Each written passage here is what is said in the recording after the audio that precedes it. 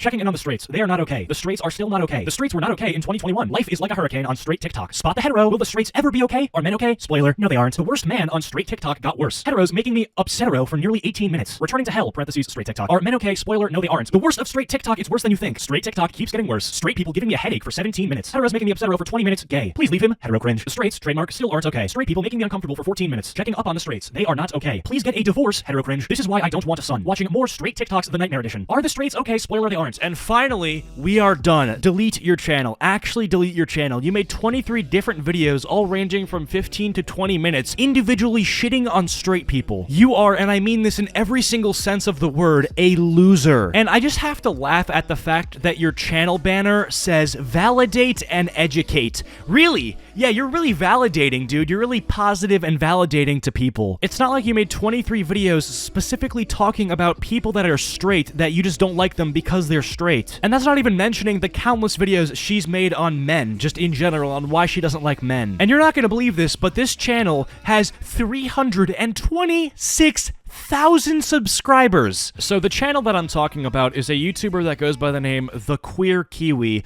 and as you have seen, making some great content, you know. Her videos generally are like one of three things, either shitting on men, shitting on straight people, or shitting on Republicans. And today we're actually going to look at some of the content on her channel because, as you could probably infer from the thumbnails, it's pretty bad. I think we're going to start with The Heteros Making Me Upsetero. That title just really stuck out to me. I mean, just replace hetero with any other group of people. Like, imagine if she made a video called The Blacks Are Whack. Like, are you kidding me? Like, seriously, dude? The heteros are upsetero? Okay, you know what? Let's just take a look at this video. But really quickly, leave a like if you don't hate straight people, yeah? If you're a fairly normal individual that doesn't have vitriol toward heterosexuals, then leave a like on this video. Greetings guys, gals, non-binary pals, and welcome back to another video. I hope that you are well, and I hope that you are fighting, because there's a lot to be fighting for. What are you fighting for? The deletion of straight people? Like, it doesn't sound like you're fighting for anything good. Because it's not like you're sitting here like, oh, gay rights, gay rights. You're like, no, straight people make me upset! Also, in what world is primarily reacting to TikToks fighting for anything? Now today, as promised last time, it is a monthly checkup on the hets. You know, we do these once a month because they need it. You know, we need to check in on them, see how they're doing, see if there's any growth. Why is she talking about straight people as if they have some sort of disease? Like, oh, we have to make sure the straight people are okay this month. They might die of cancer. It's so condescending, too. She's talking about straight people as if we're like a dying species of animals. Do the straight people still have the disease, or have they been cured this month? Let's check on them. Usually, there isn't, but who knows? Maybe one day...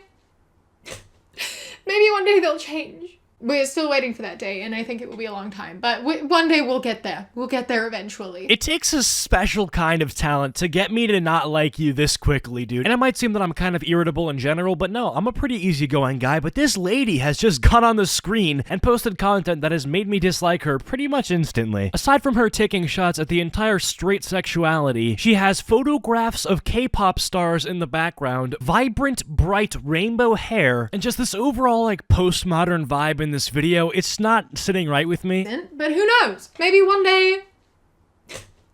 maybe one day they'll change. We're still waiting for that day, and I think it will be a long time. But one day we'll get there. We'll get there eventually. But before we do get into it, I would like to take a moment to say thank you to today's sponsor, Honey. How the actual shitballs is this video sponsored? Yeah, so honestly, I think we should do a Holocaust 2.0 for straight people. Anyways, massive thank you to our sponsors at Honey. I'm so shocked that this video is sponsored because the content she's making is borderline against YouTube terms of service. But hey, I mean, get your bag, dude. See, I can cook. I choose not to cook because I don't want to.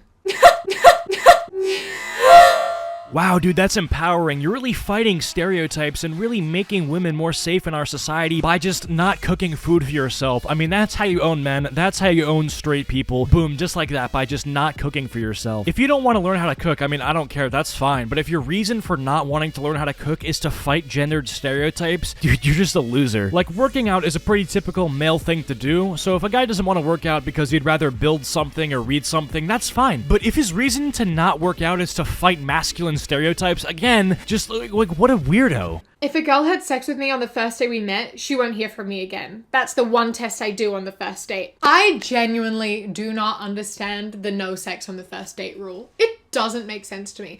Literally, who cares? Well, it's not a law or anything. If you're on a date with somebody and you end up doing that on the first time you meet, like, okay, whatever. Like, I can't stop you. I don't really care. It's not my life. But yeah, I mean, generally, people want to feel like they've developed a bit of a stronger emotional, like, connection with somebody before they do something so intimate. So when you say, oh, who cares? I think it's kind of a red flag if you let somebody do that on the first night. Because you kind of have to draw their intentions into question if that's what they're doing with you right after they've met you, pretty much. Have sex with whomever you want, whenever you want. There's no rule about first date, second date, whatever. Do whatever makes you happy and you comfortable. Okay, dude, that's just kind of disgusting. Like, do you have no self-control? Can you not just, like, try to find somebody that you might actually have a connection with before you, like, take off your pants? Like, also, there's such a thing as closed relationships. Like, you probably want to be loyal and faithful to the person that you're with. You shouldn't just be, like, in the middle of that relationship, like, oh, actually, yeah, I was out at a bar one night and I found this other person hot, so I slept with them. Sorry. Do whatever makes you happy and you comfortable. I took the queer Kiwi's advice and did what makes me happy. I wouldn't want to be with someone who thinks that's a problem because that's like slut-shaming, and I don't want to date someone who's slut-shaming. Dude, are you kidding me? Like, this can't be real, man. Like, I just know everybody who I talk to, they don't want people that belong to the streets. Like, they don't want the CEOs and CFOs of the streets to be people that they emotionally invest time into. This is not rocket science. This is like basic person-to-person interaction. Am I just supposed to be completely okay if a girl comes up to me after having been with every single person on the planet? Am I just supposed to be like, oh,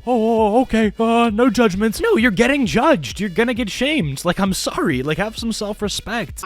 If a girl sticks around and gives you time to mature, that isn't love. That's a whole wife you're sleeping on. I really dislike posts like this. That's a positive post. That's like saying, oh yeah, man, if a girl is nice to you, she might be your wife. Like, all right, let's just see what she has to say. Girls who forgive you for all the shit that you do. When something is broken, you don't throw it away, you fix it.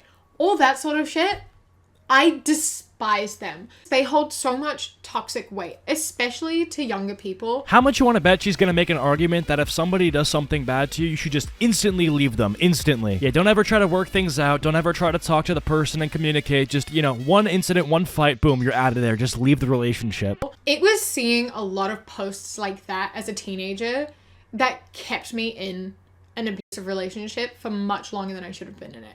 Obviously, I shouldn't have been in it at all, but like genuinely seeing posts like that made me feel extra guilty about wanting to leave.